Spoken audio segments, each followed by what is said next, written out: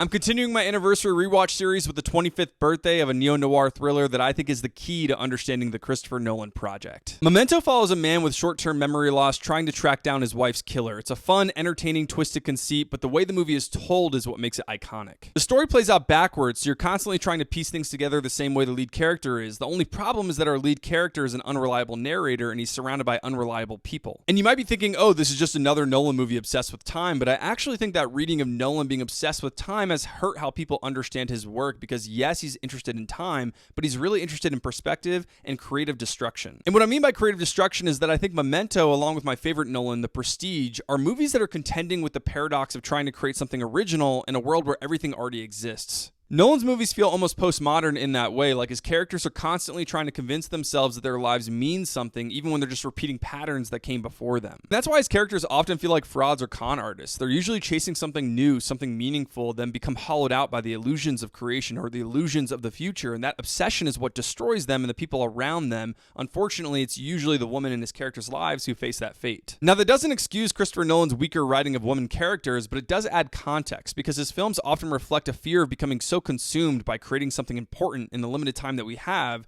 that you end up destroying what matters most to you in the present. And for those reasons, Memento still hits on rewatch. Even if it's not one of my personal favorite Nolans, it's such a meta noir thriller. It's not just about solving a mystery, it's really about how we construct meaning. It's how we lie to ourselves and how we turn our lives into something that makes sense, even if it's not necessarily true. Okay, that's Memento. In my next episode, we're going to be covering the 30th anniversary of one of the most feel-bad dark comedy crime movies ever made.